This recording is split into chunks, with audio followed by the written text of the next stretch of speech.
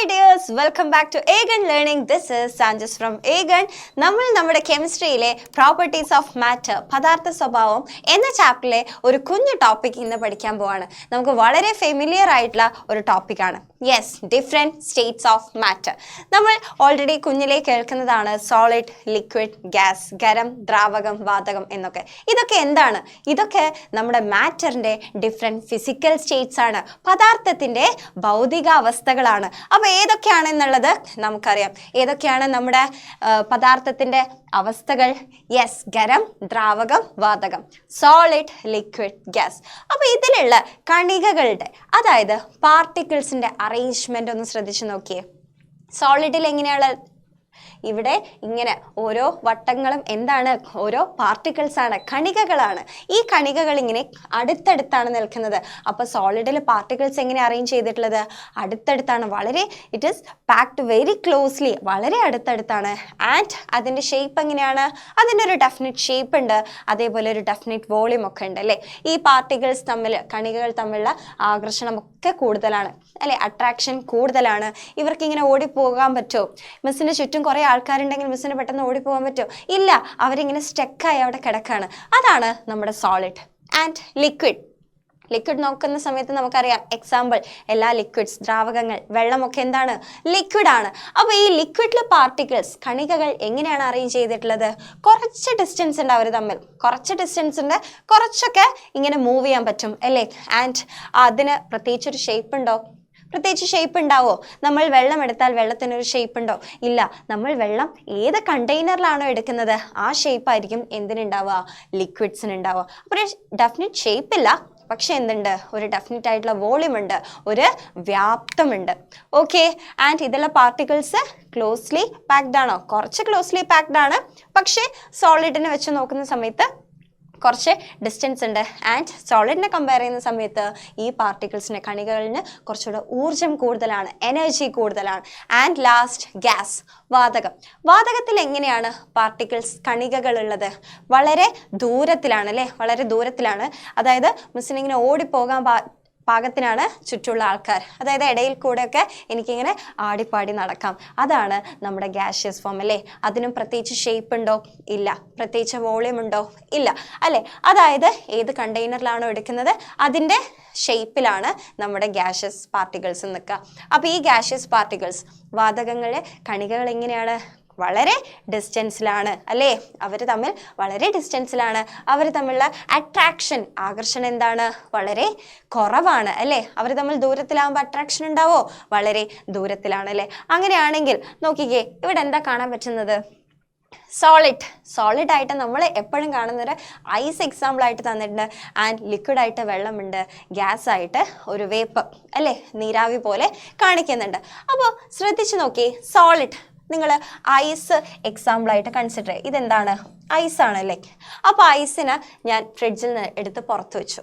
ഐസിനെ പുറത്ത് വെച്ച സമയത്ത് കുറച്ച് റൂം ടെമ്പറേച്ചർ, കുറച്ചുകൂടെ ചൂട് കിട്ടിയല്ലേ. അപ്പോൾ അതെന്തായിട്ട് മാറും? അത് മെൽട്ടായിട്ട് എന്തായിട്ട് മാറും? ലിക്വിഡായിട്ട് മാറും അല്ലേ. ഐസ് ഉരുകി ദ്രാവകമായിട്ട് മാറും. അപ്പോൾ അതിനെ ഞാൻ പിന്നെയും എടുത്ത് ചൂടാക്കാണ്. നിങ്ങൾക്ക് ഇവിടെ കാണാൻ പറ്റുന്നുണ്ട്, ചൂടിങ്ങനെ കൂടിക്കൂടി വരികയാണ്. അതിനെ ഞാൻ പിന്നെയും ചൂടാക്കി കൊണ്ടുവന്നാൽ എന്ത് സംഭവിക്കും? അത് ഗ്യാസ് ആയിട്ട് മാറും. നമ്മളൊരു വെള്ളം ചൂടാക്കാൻ വെച്ചാൽ എന്ത് സംഭവിക്കും? കുറച്ച് കഴിഞ്ഞാൽ നോക്കുന്ന സമയത്ത് നീരാവിയായിട്ട് പുറത്തേക്ക് പോകുന്നത് കാണാം. അപ്പോൾ നമ്മൾ സോളിഡിനെ ഹീറ്റ് ചെയ്തു, ലിക്വിഡാക്കി, ലിക്വിഡിനെ പിന്നെയും ഹീറ്റ് ചെയ്തു, എന്താക്കി? ഗ്യാസ് ആക്കി മാറ്റി അല്ലേ. അപ്പോൾ ഇങ്ങനെയാണ് സ്റ്റേറ്റ്സ് മാറുന്നത്, പദാർത്ഥത്തിൻ്റെ അവസ്ഥകൾ ഇങ്ങനെയാണ് മാറുന്നത്. അപ്പോൾ എന്താണ് എന്നുള്ളത് നമുക്കൊരു ഫ്ലോ ചാർട്ടിലൂടെ കണ്ടാലോ? യെസ്, ഇവിടെ നിങ്ങൾക്ക് കാണാൻ പറ്റുന്നുണ്ട്, ഒരു ഫ്ലോ ചാർട്ട് കാണാൻ പറ്റുന്നുണ്ട്. കുറച്ച് ടേംസ് അവിടെ എവിടെ ആയിട്ടുണ്ട്. Solid first ആരാണുള്ളത്? ഖരം. ഖരത്തിനെ നമ്മൾ ചൂടാക്കുന്നു. സിമ്പിളായിട്ട് ആലോചിച്ചേ, നമ്മളൊരു ഐസിനെ എടുത്ത് ചൂടാക്കുകയാണ്. ഒരു ഐസിനെ എടുത്തിട്ട് ചൂടാക്കുകയാണ്. ഐസിനെ എടുത്ത് ചൂടാക്കുന്ന സമയത്ത് എന്ത് സംഭവിക്കും? ഐസിനെ ചൂടാക്കി കഴിഞ്ഞാൽ അത് വെള്ളമായിട്ട് മാറും അല്ലേ? എന്തായിട്ട് മാറും? ലിക്വിഡ് അതായത് ദ്രാവകം ആയിട്ട് മാറും. എന്തായിട്ട് മാറും? ദ്രാവകമായിട്ട് മാറും. അപ്പോൾ ഈ ദ്രാവകത്തിന്, ലിക്വിഡിനെ എന്ത് ചെയ്താലും നമുക്ക് ഗ്യാസ് ആക്കി മാറ്റാൻ പറ്റുക? വാതകമായിട്ട് മാറ്റാൻ പറ്റുക. വെള്ളത്തിനെ ചൂടാക്കിയാൽ വാതകാവസ്ഥയിലേക്ക് മാറ്റാൻ പറ്റല്ലേ? വെള്ളത്തിനെ ചൂടാക്കിയാൽ നമുക്ക് വാതകാവസ്ഥയിലേക്ക് മാറ്റാൻ പറ്റും. അപ്പൊ ഞാൻ എന്ത് ചെയ്യാണ്? ഇതിനെ ഹീറ്റ് ചെയ്യാണ് എന്ന് പറഞ്ഞാൽ ചൂടാക്കുന്നു. ഓക്കെ, ചൂടാക്കുന്നു. അപ്പൊ ഇങ്ങനെ ചൂടാക്കിയിട്ട് എന്താക്കി മാറ്റാൻ പറ്റും? ഗ്യാസ് ആക്കി മാറ്റാൻ പറ്റും. അപ്പൊ ഇവിടെ കണ്ടോ, ഗ്യാസിനെ നമുക്ക് തണുപ്പിക്കുന്നു, വാതകത്തിനെ തണുപ്പിക്കുന്നു.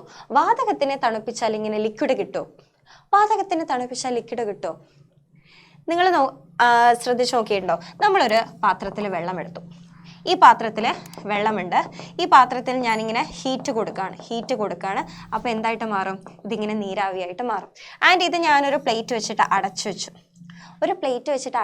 കുറച്ച് കഴിഞ്ഞ് നോക്കുന്ന സമയത്ത് ഈ പ്ലേറ്റിൽ നിന്ന് വെള്ളത്തുള്ളികൾ ഇങ്ങനെ താഴേക്ക് വീഴുന്ന കാണാം അല്ലേ? അതെന്താണ്? നമ്മൾ നീരാവിയെ തിരിച്ച് വെള്ളമാക്കി മാറ്റി അല്ലേ? ഗ്യാസിനെ എന്താക്കി മാറ്റി? തണുപ്പിച്ചിട്ട് ലിക്വിഡാക്കി മാറ്റി.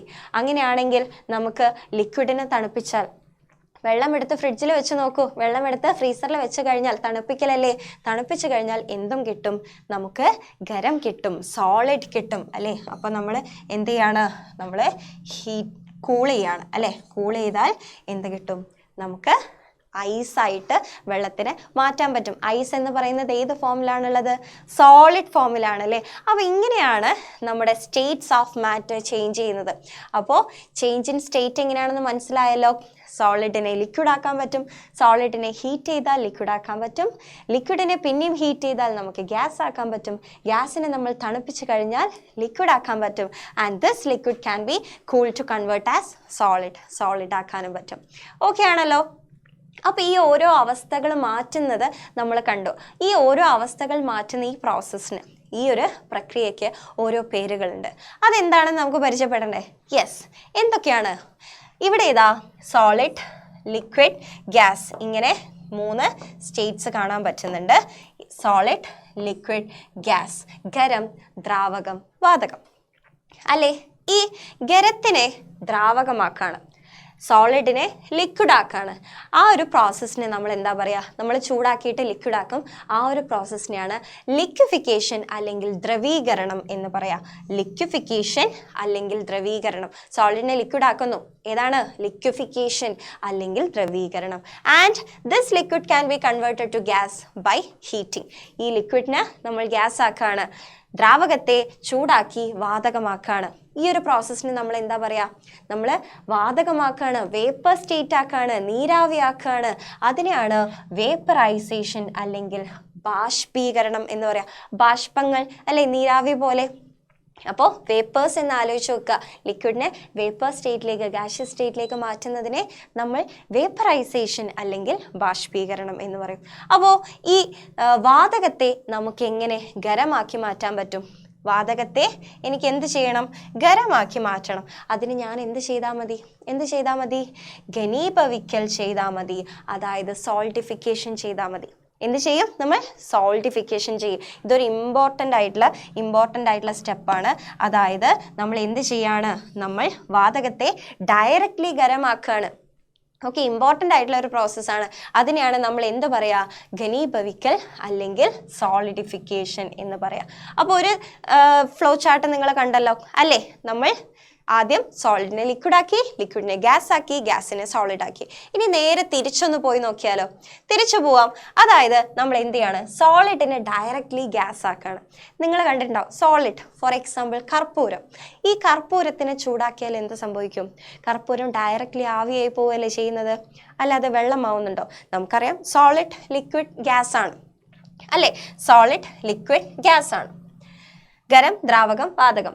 അപ്പോൾ ഈ ദ്രാവകത്തിൽ തൊടാതെ നേരെ ഖരം വാതകമാകുകയാണ്, സോളിഡ് ഡയറക്റ്റ്ലി ഗ്യാസ് ആവാണ്. ഓക്കെ, അതാണ് കർപ്പൂരത്തിന് എക്സാമ്പിൾ. കർപ്പൂരം കത്തിച്ചാൽ ഡയറക്റ്റ്ലി വാതകമായിട്ട് മാറും. അപ്പോൾ ആ ഒരു പ്രോസസ്സിന് പറയുന്ന പേരെന്താണ്? സബ്ലിമേഷൻ, ഉത്പതനം. അതും ഇമ്പോർട്ടൻ്റ് ആണ്, സബ്ലിമേഷൻ, ഉത്പതനം. ആൻഡ് നമ്മൾ അതിനുശേഷം ഗ്യാസിനെ തിരിച്ച് നമ്മൾ ലിക്വിഡ് ആക്കുകയാണ്. നമ്മൾ നേരത്തെ പറഞ്ഞു, നമ്മൾ വെള്ളം ചൂടാക്കിയിട്ട് മൂടീൻ്റെ മേലെ എന്തുണ്ടാവും വെള്ളത്തുള്ളികൾ ഉണ്ടാവും അല്ലേ. അപ്പോൾ അതെന്താണ്, നീരാവിയെ നമ്മൾ ദ്രാവകമാക്കി മാറ്റി. അതിനെയാണ് നമ്മൾ എന്ത് പറയുക, കണ്ടൻസേഷൻ എന്ന് പറയുക.